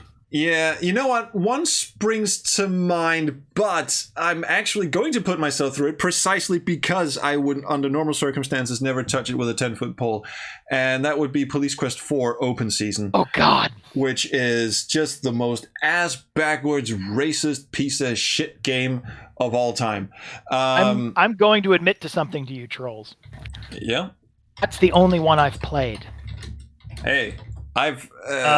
yeah, and it's not. I never bought Police Quest. I was never particularly interested in it, but I had the old Space Quest collection, the pre-Space Quest 6 collection. Yeah. The Roger Wilco's Greatest Hits or whatever it was called. I didn't own 6, and they put out the general collection Sierra games, and I got that with Police Quest 4, Space Quest 6, and Lighthouse. So Police Quest 4 is the only one I've played. I didn't think it was terrible. But in retrospect, looking at it later on, I'm like, okay, yeah, I can see a lot of the issues here. Yeah. The history of it is like... Yeah, that doesn't help either. Calculon says you should put codename Iceman on that list too, and in fact, I have. In fact, if you go to bit.ly/SQH schedule, I'll just put that in the chat here. This is actually my video schedule that of videos I'm going to do in the future, and... the series I'm tackling next is Police Quest. So that's Police Quest 1, 2, 3, and 4. And for an encore, I'm going to do Codename Iceman. Because I have lost the will to live, apparently. Let's put card in slot. I forgot we were playing a game. Here we go. Are you going to do Willy Beamish? Probably sometime. It's not like in the cards or anything, but... And Johnny says, yeah, to be fair, being racist as shit is the most accurate police simulator. At least if it's in it's not Los wrong. Angeles. Yeah. And Japan, no Blue Force. Oh yeah, Blue Force is also on the menu. Of course it is. Before 4, because before 4. Blue Force is kind of proper Police Quest 4, whereas Police Quest 4 is kind of welcome to Daryl F. Gates pontificating. Everything looks automatic. Power button, dial, and thruster. So press power. This screen is so beautiful too. Except he looks really sad when he presses the power button. It's like has a big frown on it. Turn dial. He kind of looks a bit like a Neanderthal. Oh God! They ripped it off directly. They ripped really, what guys? That was a Star Trek. That was classic Star Trek sound effect. That was the beam up control. That was the sound that fires off whenever they raise the levers for the transporter. They ripped that off bodily. Jeez. Thruster button. All right, that's the one I'm missing. I'm sorry for interrupting, but that was no, that just God. I mean, it's just. I mean, but they got away. I mean, the communicator sound, not to mention the don't sound in SQ5 is just sampled wholesale. That was so blatant. It's like the Wild fucking West. I'm just so happy the fans have finally figured out how to add stuff to Space Quest 5 because I honestly want Space Quest 5 to be voiced. I don't care if you don't feel the game's as much quality as the others. I respect that, and I agree on a lot of levels. It's not as good as anything that came before. It's arguably not even as good as 6 in some ways.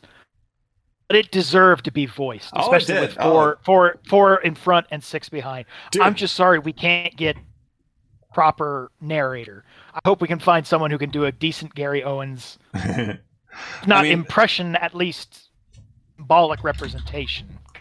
We are actually over on the. I mean, you are on the Discord. We've been talking about doing a fan dub of Space Quest 5 for the longest time, and we are going to do it. And another little pet project of mine that I've been on and off tickling with and never actually gotten very far with is doing my own talkie version of Space Quest 3.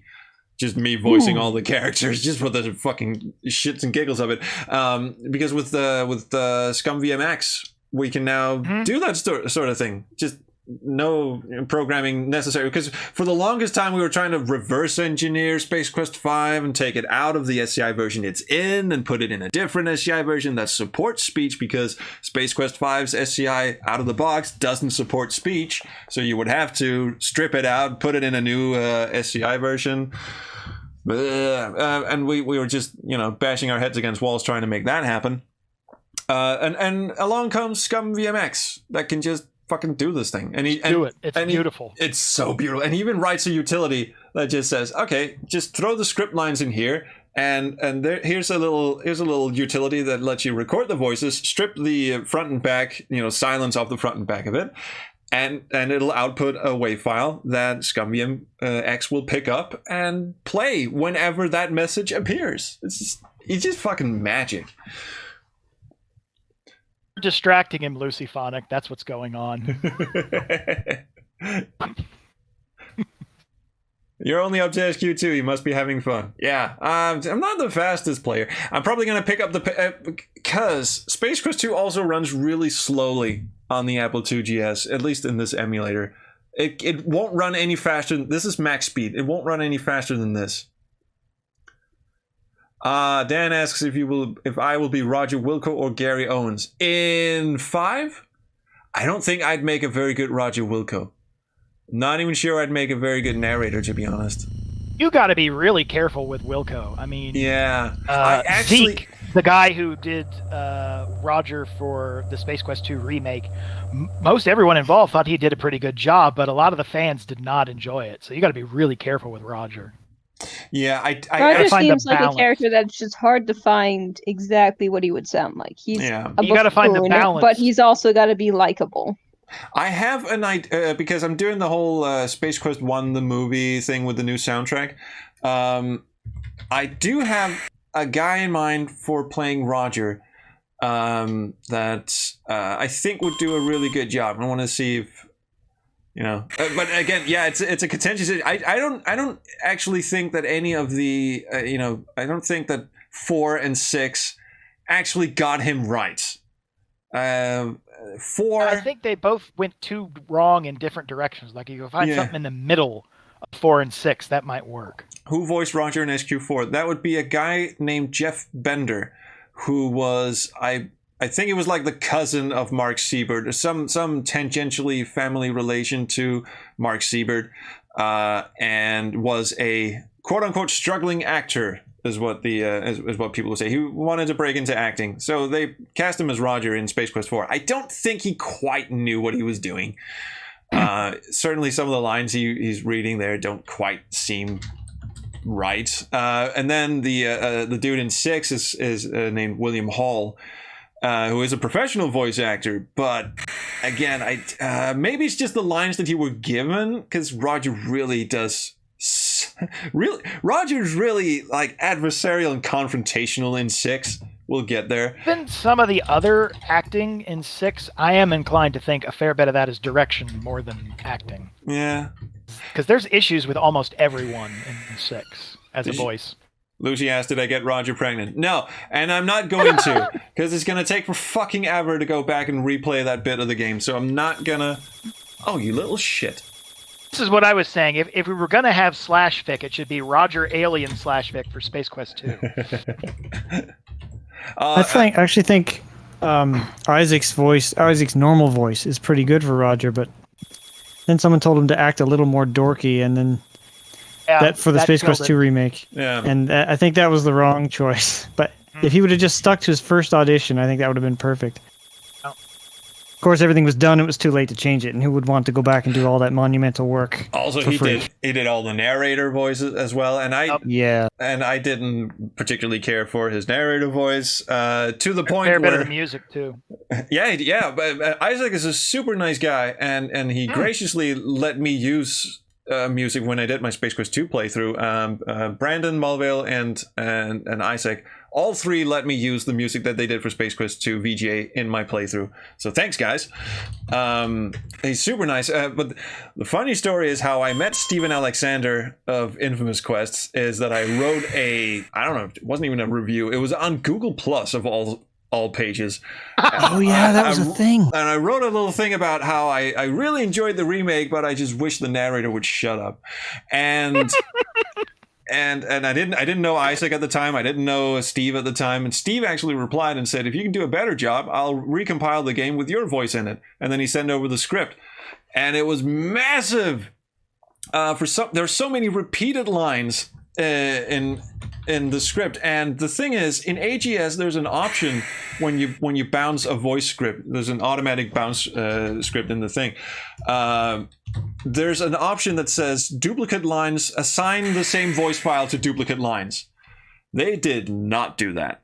And every single screen seems to have the same randomized, you can't do that kind of messages hard-coded into them because they show up all the time. I know we should have gotten the lighter and tried the lighter in the bathroom. I don't know if you can answer this or not, MI. Zeke ever come close to pulling his narrator script same line that John Rhys Davies did for Quest for Glory 4? Did he come close to calling it the script from hell? No, it not that I've heard. Maybe he did. Okay. To a non-existent audience. Who knows? But yeah, he and everyone else on the team just were always commenting about how massive the script was. When anyone complained, they'd say, it's a massive script, he's not doing it again. And we were like, yeah, no, he's not doing it again. Yeah. Oh, you piece of shit. All right, that's fine. That's fine. We don't need to be here anyway.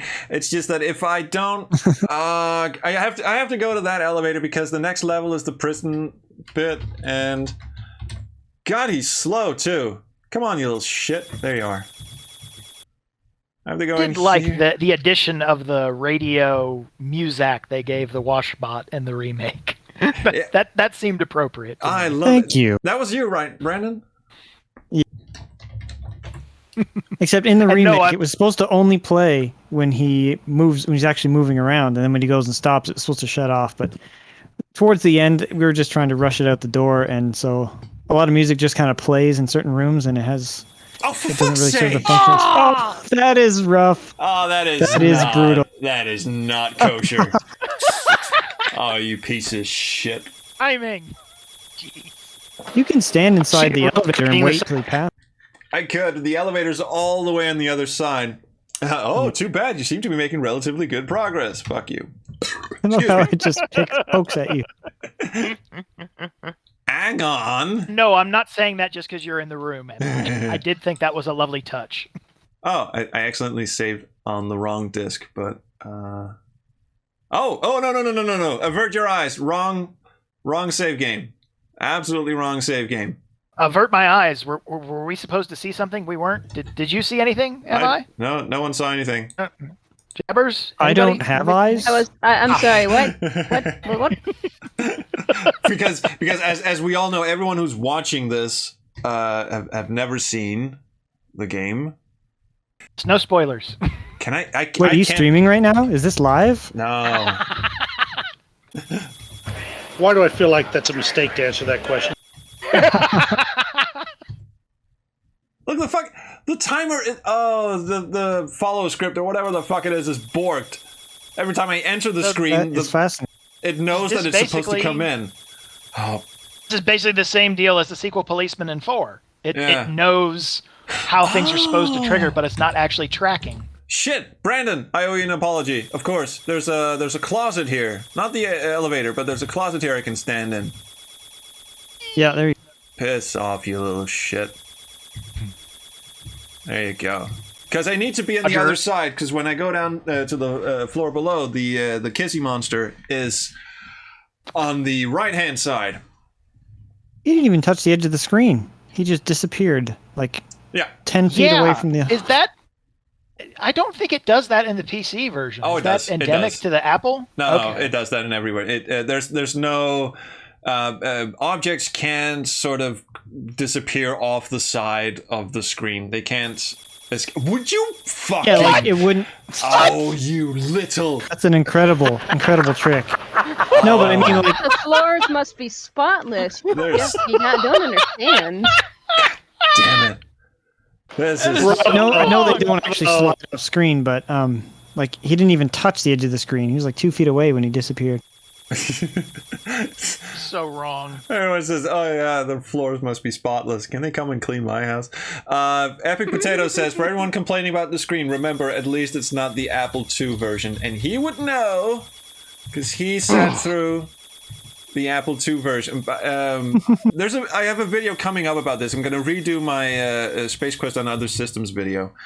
And because new shit has been discovered, new shit has come to light, as the dude would say, including the Apple II versions that Epic Potato played through.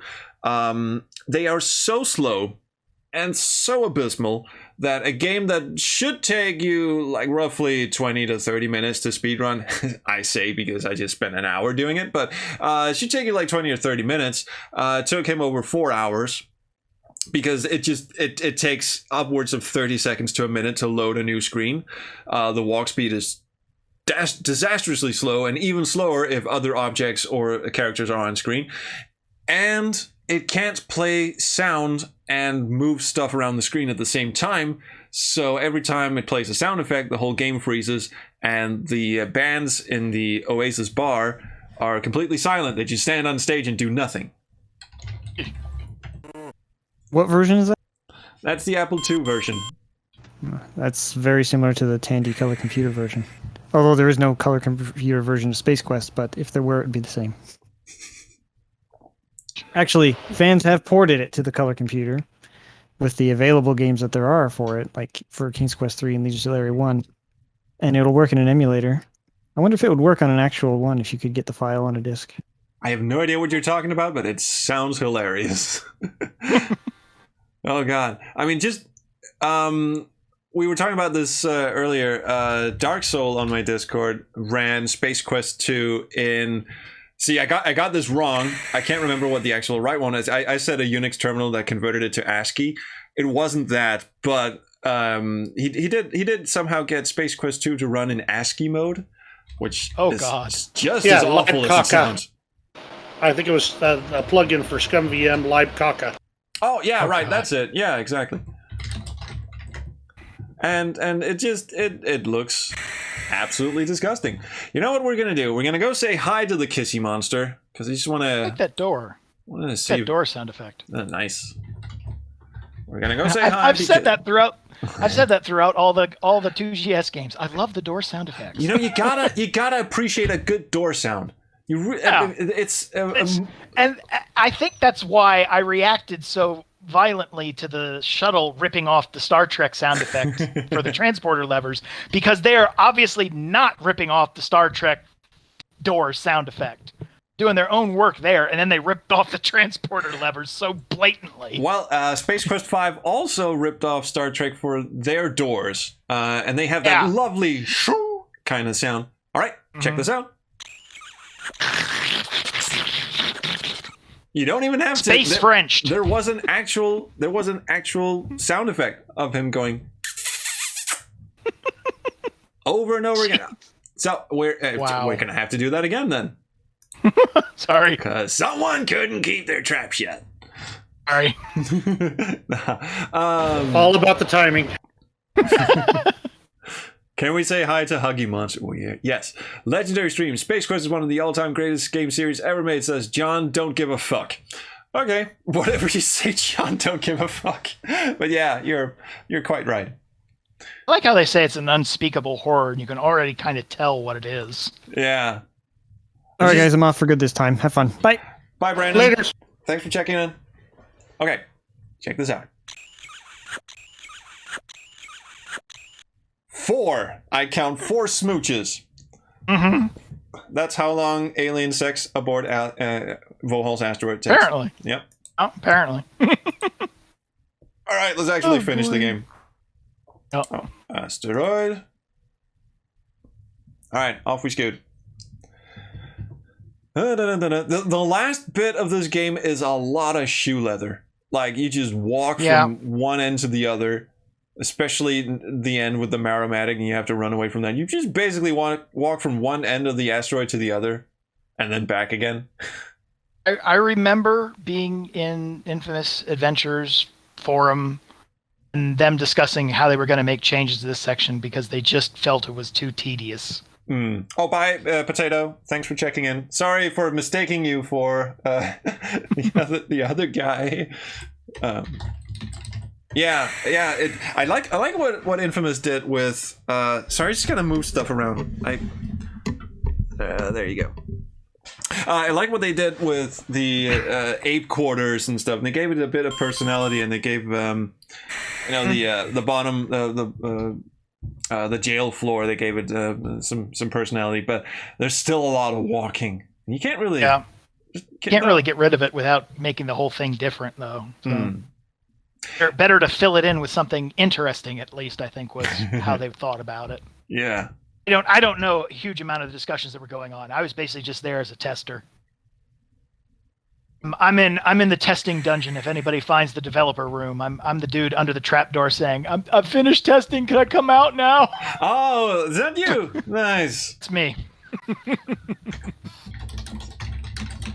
think this is the right command. We'll see. I should actually save. If I was doing this right, I would be saving. I just said I would be. If this was a King's Quest game, this would be a much meaner puzzle. Yeah. Space Quest uses the anticipation of your demise to build things up a little bit. So you've got time to see it's coming. But Space Quest would basically be you'd get one warning like 2 seconds before you die, and that's it. or not even. You just walk into the room and bam, fuck you. But what kind of James Bond horse shit is this anyway? I mean, what? Vohaul is a real character. Vohaul is so Auric Goldfinger. Yeah. What the hell? Stand. Come on, get off. And what happens? Where does the plunger go?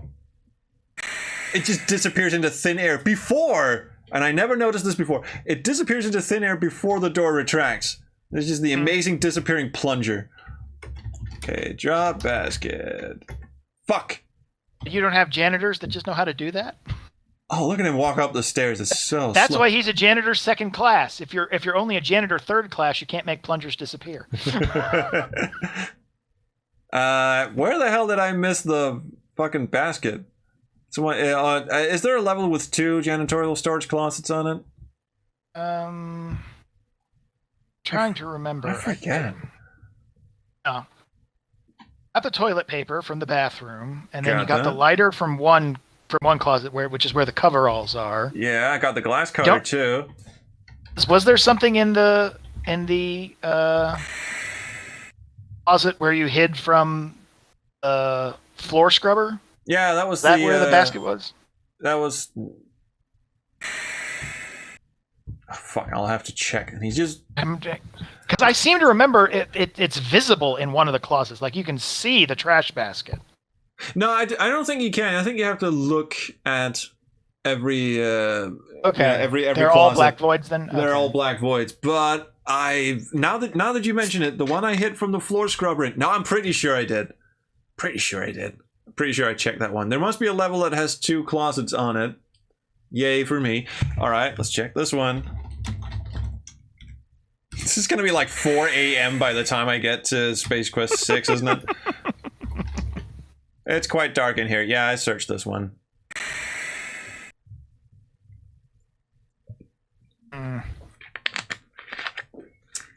It's on another level, isn't it? It's on level 4. Hang on. Wait a minute, isn't there one level that's only accessible in one of the elevator? No. For a second there, because if you say press 2, there's no level 2. Yeah. 2's basically where the For fuck's sake. all the important stuff is, so you don't actually get elevator access for that one. Yeah. And of course, the scrubber's here. This is gonna take so long. Let's see. John says, anyone ever play Toonstruck? Yeah, I did. Toonstruck is great fun. Unfortunately, bankrupted the company because it was so massive they actually had to cut out half of it and just release what they had. And there's this ongoing campaign to get Toonstruck 2 made. I'm not even in frame in my own stream. Here we go. Hi everyone. I can just sit here. Look, Ma, no hands. I can just sit here. Toonstruck is actually a somewhat not difficult, but it's really long, and some of the puzzles are very. They rely a lot on puns. It's not as bad as, what's that Legend game called? That's just all puns. Fuck, it's based on a book. Callahan's Cross Time Saloon. No, not that one. Although that was written by Josh Mandel, is also Xanth. Yeah. Exactly. Wirebrain. Xanth. Companions right, of Xanth. I played that. That is the puns in that game are so bad. At one point, you're supposed to get flour, as in stuff you can bake with, but you don't have any flour. But you go to a field and you pick up a flower, as in the plant, and that works.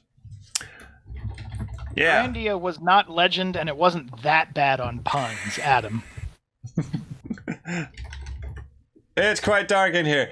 Fucking Sounds almost like Monkey Island logic there. A little bit, yeah. Except Monkey Island was funnier. That's my line every single time I go to a theme park and there's a tunnel of darkness. I always go, "It's dark in here." Lucy asks, when are you going to play Larry? Are you bored? Should I be playing something else? Larry is tricky because I want to make it fun, but also I really recognize that series has not aged well, and unfortunately, I'm not sure I would be able to make it funny. So I really would have to, because, it's one thing to sit and make fun of someone getting mangled to bits like in Space Quest. I mean, we can all get behind that. But it's quite another thing to, make fun of a game that basically set back women's liberation 50 years. And it's pretty clear Al didn't mean to do that. Oh, he was trying to make Larry be a complete schlub, and the women were the ones getting one over on him. Yeah. And he said basically only one person he's ever met has really got that. His whole point was Larry was honestly looking for love, but just had no concept of that versus, woman hot. So yeah, and he said only one person's ever gotten that. So. Yeah, and neither did players of the time. The problem is it's very dad humor-ish. Yeah. And plus, when you do that kind of joke, one of those, yes, this guy is he's kind of a jerk when it comes to women. It can be done right, i.e., the American cartoon Johnny Bravo is hilarious to this day because Johnny always gets his comeuppance. You got to be careful and make sure it's framed in a way that suggests this is not proper behavior, and it's funny when it fails. Can I make it past this kissy monster? Yes, I can. All right, I'm just gonna run to the other side and see if there's a closet on the other side of this level. And you got the basket, so. You know, after talking about Leisure Suit Larry, I'm surprised you're not looking for more love from the kissy monster. Didn't pick it up. You were in the. It was in the last no, closet. was you were just it? in. Was it? Yes, it was. Next to the didn't coveralls? see it? I thought you picked it up. Oh, literally, when you were back in there, it said wastebasket. Oh no, it's in the same. Oh, eat my shit. All right, now we know where it is. When you were right in there, I was like, "Oh, there it is," and I didn't realize you didn't pick it up. I didn't. I just all I saw were coveralls. Oh, fuck it. Okay, I've been here. Okay, at least we know where it is now. That may be the one thing that can be bad about this game and this version specifically is you need to get everything, and if you miss one thing, it's just such a slog getting back when you can't control the speed any better than this. Someone claimed you can win even if you get kissed. You cannot. It's not even on a timer. It's not. It's not like if you just rush, you can make it to the end. If you get kissed, it sets a flag, and the flag is if you walk into the screen and you have been impregnated, then it will burst, and it will burst on the same screen in the exact same place every single time. It's not random. Whenever it just burp, you can't do it. All right, so it was on level 5. I'm gonna go all the way down. It's a good thing I bought candy and chocolate cake, isn't it? I'm gonna have one for Space Quest 3. I'm gonna have some fucking candy. There you go. Time is it here? 3:30? Okay, good. I got time. Library doesn't close till 5. I got time to go get my stuff. Hang on. We on the wrong side? I came out the wrong. What? Wait, what? No. See, That's how it's designed. That's how it's always been designed. That's so. Switches sides? I don't remember it doing that. It's been a while since I played the original. Yeah, I've seen it before, but it just really, that's so weird. Yeah, I did have an early dinner today. Okay, all right. See, look, I'm on the left side. I should inverts. Interesting. I think that's borked. I don't think that's supposed to be like that. That's how it always was on the DOS version that I played. It is, yeah, it is, but still, it gets me every time, and Adam Valesky says, I'm excited for SQ3. Yeah, come back in like 4 hours, and we'll be just about done with Space Quest 2 by then. That's optimistic. Yeah, isn't it? To be fair, I mean, you would expect a large quantity of mindless tedium in a game where the villain's grand plan to destroy a civilization is to just infest it with roving, traveling door-to-door insurance salesmen. I mean, that does kind of seem appropriate. Yeah. I mean, it's also weird. It's probably the silliest plot of the whole series. And it doesn't seem out of place. It seems stupid, but it doesn't seem entirely out of place. Yeah, no, you're right, but it also seems like they were still kind of finding their footing. This one went a little in the silly direction, and then the other ones, they sort of took the silliness a step back, as in the world around Roger is not silly. Roger might, is not your... Okay, here's the fucking basket. Get over here. Aren't you amazed? Yeah, I'm super amazed. Thanks. Anyway, the conceit of Space Quest, I guess, from this point on, was that the universe around Roger is absurd, but the perils that he's in are genuine. Like, there is actual, stakes. Roger just happens to be the wrong person for the job. Whereas this one kind of veers off into, the world is kind of a silly place. Roger is the wrong person in the right place at the right time. Exactly. Basically. Yes. Not a hero. He's what the universe has to work with. Yes, exactly. Yeah, he's like there was a hero on the way. He sort of got caught up. There's like a traffic jam or something, but Roger just sort of beat him to it, unbeknownst. Like if he just waited around 5 minutes, Buck Rogers would have swooped in and just kicked every Sarian's ass. So it's just the wrong Roger. It was instead of Buck Rogers, it was Roger Wilco. It would have been the 5,000th generational descendant of Graham of Daventry, and he tripped over a statue and died, so we got stuck with Roger Wilco. I'll take it.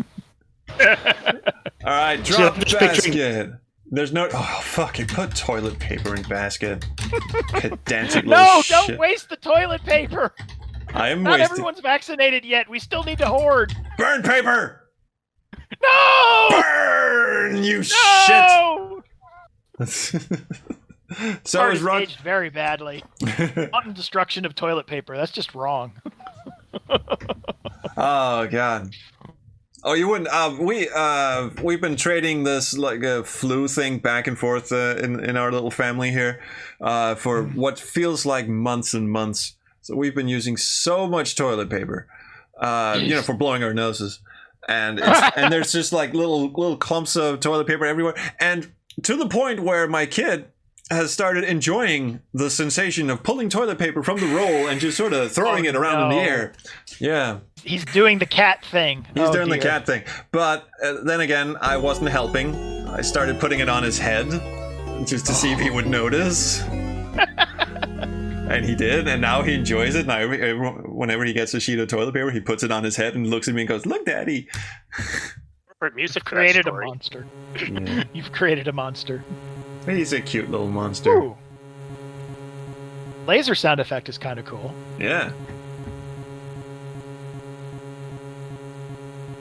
Extra frame of animation for Vohaul. I want to know how the shrinking physics works. I want to know how the shrinking physics works. They don't. They don't. Yeah.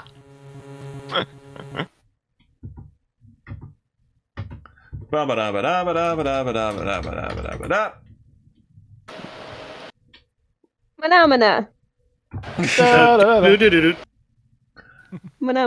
Manamana.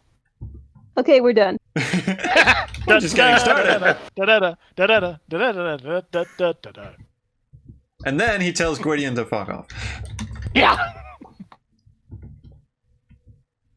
Right here is why it's rated T, because you pretty much just straight up murder Vohaul right here. Yeah, he had to come. I shrunk the janitor. The Wirebrain in the chat wants to keep going. Do. I will say I do like the idea that the real reason Leisure Suit Larry 4 is gone, even if Al Lowe will never say it because there are real reasons. But I do like the idea that the real reason Leisure Suit Larry 4 is gone is because it's infected by the Vohaul virus. I kind of like that, and he actually just sort of went, yeah, all right, you guys, that's as good as it's gonna get. It's never, however, specified in Space Quest 4 that it's Leisure Suit Larry 4. More bright yellow lines. No, all they specify is that they found Leisure Suit Larry box, tore into it like a bunch of imbeciles, uploaded it to the supercomputer, and that's how Vohaul got in. Yeah. And then when you get to the supercomputer mainframe, the only Larry that's there is LSL4. It's the presumption is that's the Larry. So you're telling me the mainframe didn't just keep writing new versions of itself? I mean, the Leisure Suit Larry 4 virus? No, from the way it's described in, well, actually, we'll get there shortly, so you'll see it. But the guy in the holo projection in the resistance base area that Professor you get Lloyd. into, Yeah. Professor Lloyd, yeah, basically says they found a box of Leisure Suit Larry. I don't think he says 4 specifically, but he says it has an odd looking and a relatively unappealing man in some Really odd costume. unwholesome gentleman. Unwholesome gentleman, that's it. And he says his co-workers tore into the box with some uncouth levels of excitement, loaded the disc into the supercomputer, all the screens went blank, and then read, Wilco must pay. So basically, Vohaul was on the Leisure Suit Larry 4 master discs. And that's why the game But it never was a came out. free whistle. Why must he pay? Good one. Shipping and handling. Yes, exactly. Or some he sort of, I don't know, captured the discs and infected them. See, the problem is no one has ever come up with any interesting theory as to how Vohaul got on Leisure Suit Larry 4. Like the presumption is that Al Lowe basically wrote the Vohaul virus or allowed it to contaminate his Leisure Suit Larry 4 discs and just shot them into space. So it was supposed to be an Easter egg. It went a little too far. Once you start trying to fully canonize everything, considering Space Quest 3 has the classic. Space Quest 3 has them meeting in Ken Williams and Course Gold. Leisure Suit Larry 3 ends with Passionate Patty and Larry falling out the back of the set a la Blazing Saddles, and Larry becomes a writer for Sierra Online. So you can argue, since Larry became a game writer, the actual Leisure Suit Larry 4 was written by Larry, and that's when the two guys from Andromeda and Roger dropped in on Ken, and there's a whole timeline paradox, Ouroboros eating its own tail kind of thing right there, and then your head explodes. Yeah, my God, that went places. Yeah, there is deep Sierra lore if you actually try to go into all the fourth wall breaking they do, and it's not healthy for your brain. I do have to commend you for actually making this sequence of the game interesting, because my God. Hello! Now check this out. He's got his own theme music as well. I like the little sweet tap, tap, tap, tap, tap. Oh, there we go.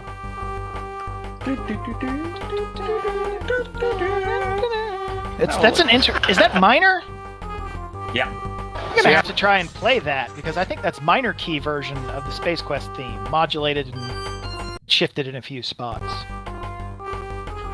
Gino2733 in the chat says SHSR, and I suppose we sort of forgot to explain why that's funny.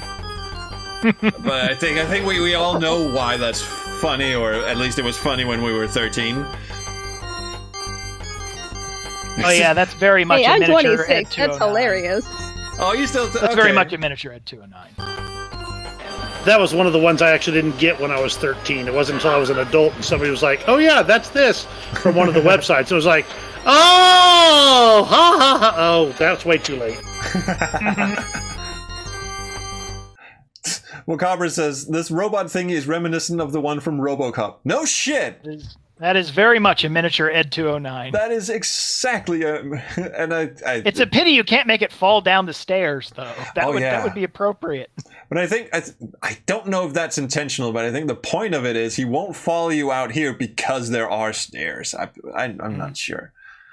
It is very... Yeah, Gesture says the droid's walk cycle is cute. It is. He's so cute. He just tumbles along on his little feet. He's like one of those wind-up He's a cute, cuddly murder machine. Yeah, he's like those wind-up things. Exactly. 40 minutes till meltdown, a synthesized voice said silently. 40 minutes till meltdown.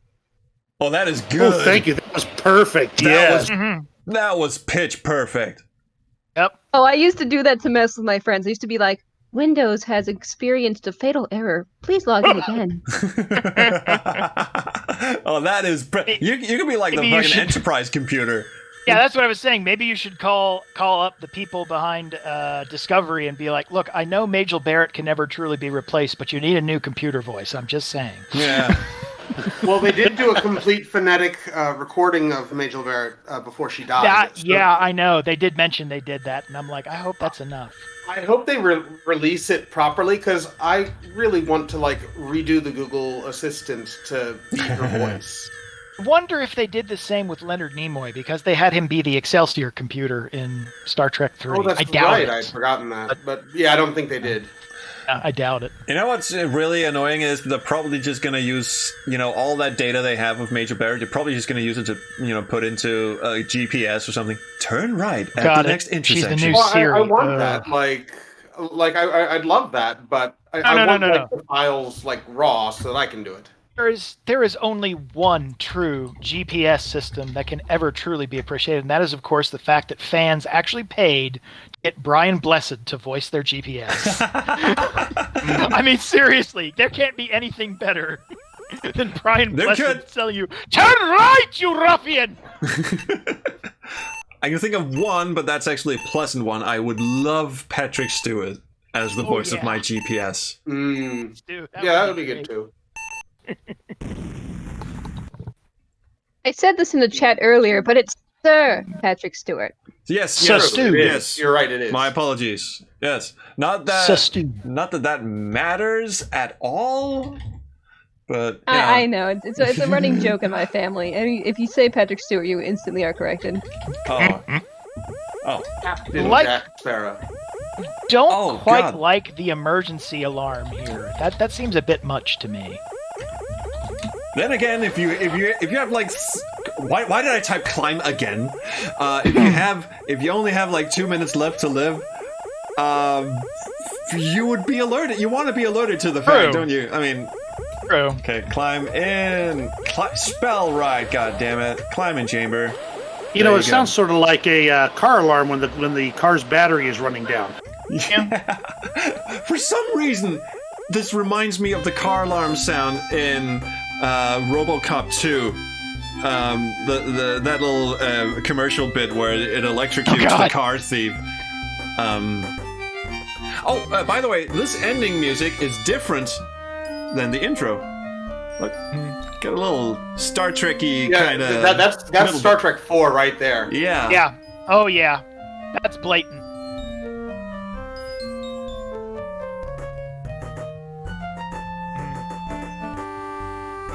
I will give Space Quest V credit. They are much more blatantly riffing on Star Trek, but they're not that blatant in the music. It's obvious, but it's not practically a flat out rip. Oh no, Space Quest 4 has one or two nods to that very famous Star Trek original series bit where Kirk and Spock fight that amok time thing. Yeah. The fight with Vohaul at the end is Ken Allen said that's pretty much it. Yeah. It wasn't a blatant rip. It was obviously inspired, but it wasn't a blatant rip. It was inspired. That one was practically blatant, right? So it's going to be a 10-hour stream at 90 plus minutes per game. Yeah, I may have vastly overestimated this. Anyway, no giveaway for this one. If you'll excuse me, I'll just have a quick break again, and then we'll be back for Space Quest 3.